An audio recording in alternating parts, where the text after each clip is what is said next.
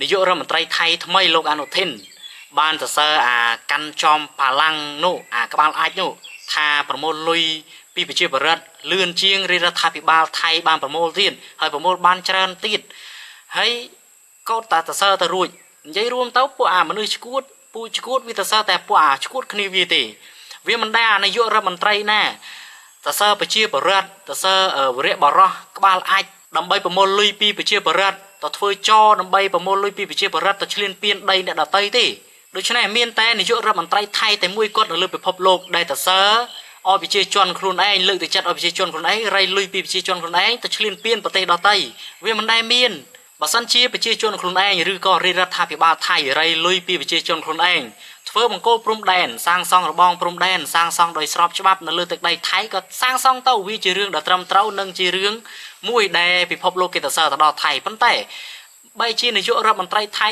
សរសើរលើកទឹកចិត្តទៅដល់អាជនថោកទាបអាក្បាលអាចប្រទេសថៃនោះថារៃលុយបានលឿនដើម្បីយកទៅទិញទូកុងតឺន័រទៅដាក់តាមព្រំដែនកម្ពុជាហើយនេះវាចូលដីកម្ពុជាណាមិនមែនចូលដីថៃទេបើសិនជាដាក់នៅលើទឹកដីថៃវាជារឿងធម្មតាប៉ុន្តែបើចូលដីកម្ពុជាសួរថាតើអ្នកណាដែលគ្រប់ត្រូលដូច្នេះមានតែប្រជាជនថៃទេដែលលើកទឹកចិត្តប្រជាជនវាឲ្យចេញលុយឲ្យជួយរៃអង្គាសគ្នាបង្កើតជាលុយទៅទិញទូកុងតឺន័រទៅទិញលបងទិញបន្លាលួសមកដាក់លើទឹកដីខ្មែរមានន័យថាបង្កើតជាសម្ព័ន្ធចោកាន់តែខ្លាំងដូច្នេះនៅលើពិភពលោកនេះមានតែថៃមួយទេដែលឈួតខុសគេខុសឯងតាំងពីរឿងយកអាចមកដាក់លើប្រជាជនខ្មែរតាំងពីរឿងបង្កើតមីនឲ្យចិនខ្លួនឯងតាំងពីរឿងបង្កសង្គ្រាមក្រោយបត់ឈប់បាញ់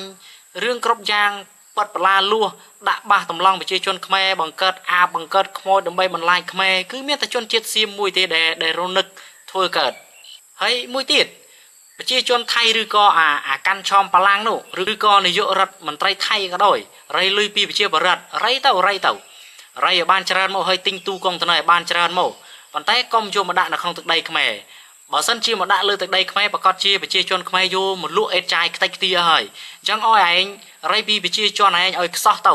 សេដ្ឋកិច្ចឯងតិចទៀតនឹងរលាយទៅសេដ្ឋកិច្ចថៃតិចទៀតនឹងជួបវិបត្តិសេដ្ឋកិច្ចអញ្ចឹងប្រជាជនថៃទាំងមូលប្រកាសជាលេងមានប្រាក់ហើយអញ្ចឹងរៃអស់ទៅឲ្យប្រជាជនឯងកើតជាប្រទេសអ្នកសុំទានកើតជាប្រទេសអ្នកក្រម្ដងហើយកុំថាតែប្រទេសខ្មែរជាប្រទេសអ្នកសុំទានកុំឲ្យថាខ្មែរជានៅប្រទេសក្រីក្របន្តទៅទៀតបន្តិចទៀតថៃនឹងស្គាល់រសជាតិពីប្រទេស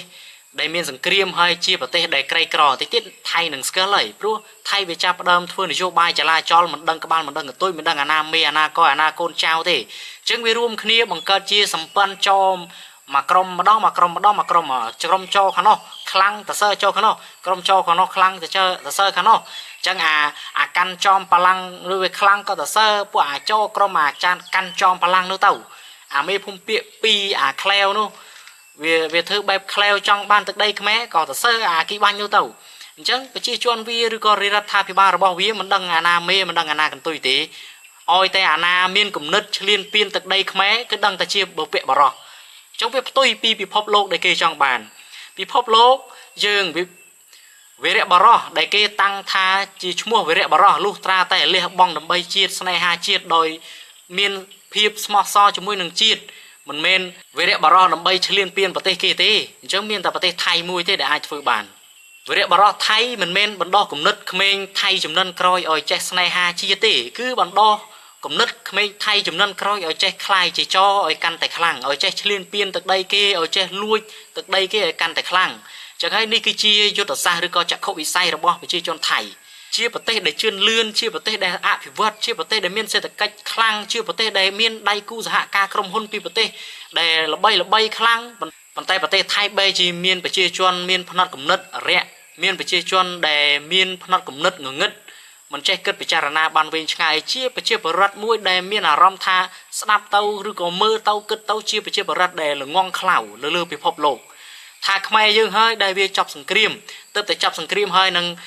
កែតម្រង់ប្រព័ន្ធអប់រំយើងរហូតដល់បច្ចុប្បន្ននេះហើយក៏មិនទាន់បានជ្រៅជ្រះឬក៏បានល្អប្រសើរដោយប្រជាជនថៃប៉ុន្តែប្រជាជនខ្មែរយើងមិនបានរៀនមិនបានសូត្រច្រើនមែនប៉ុន្តែការគិតរបស់ប្រជាជនខ្មែរយើងនៅតែខ្លាំងជាងប្រជាជនថៃដែលបានរៀនសូត្របានខ្ពង់ខ្ពស់បងប្អូនទាំងអស់គ្នាសាកគិតពិចារណាមើលបងប្អូនខ្មែរយើងស្មោះត្រង់និងសុចរិតណាស់ប៉ុន្តែប្រជាជនថៃដែលរៀនបានខ្ពស់នោះបែរជាបង្កើតខ្លួនឯងទៅជាចោតាំងខ្លួនទៅជាចោហើយតសើចោបង្កើតសមាគមចោបង្កើតសម្ព័ន្ធចោរៃលុយទាំងអស់គ្នាដើម្បីឈ្លានពានប្រទេសកម្ពុជាយើងអ จะบองปนเกิดมือถ้าเต้าประเทศหน้าได้วิทยาธโนเชียงจังบอสันเดเปรียบเทียบเต้าจันประเทศขมายยังได้ประเทศขมายยังโตยปิดเมนประเทศขมายยังมีนเบดดงสมอสนะประเทศขมายยังสมอตรังจมวยนึงไปพบโลกใครนามุ้ยไปพบโลกประกอบจะช่วยประเทศขมายยังเชียเหมือนขานบองปนกอกนี่โดยชนะขยมสังคมท่าอมเปอร์ถึงออกแดดไทยบานสร้างมาเลือกขมายยังขนมเปลไอเล่านี่นังบ่อตะโรวิววิ่งในขนมเปลชับขางมกนี่